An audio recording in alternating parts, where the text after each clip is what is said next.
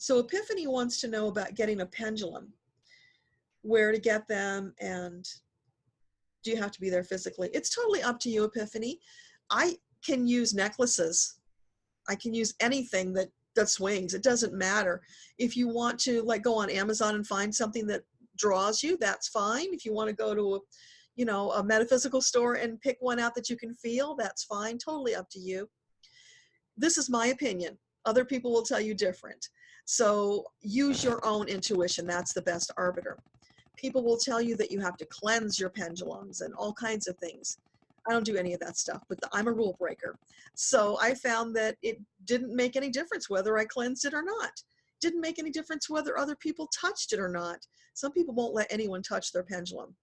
Some people have a special pendulum that they only use for readings, and another one they use for everything else. None of those rules apply to me. So you get to decide what applies to you. So I like this one. I feel it's very powerful just because of the shaman who designed it and who encoded it with energy.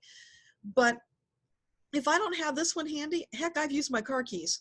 You know, anything that dangles will work. You can also use your fingers. You can close your fingers like this and put pressure on. If it's a yes, it will hold. If it's a no, there'll be no resistance. It will slip. That's applied kinesiology, right? You can use one finger on top of the other and push down. If it holds, it's yes. If it goes down, it's no. So if I don't have a pendulum, I can use my fingers.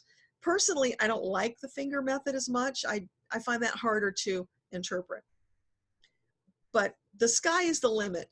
Go through your jewelry box, find some necklace, you know, type pendulums that you like. Play with them, see how they feel.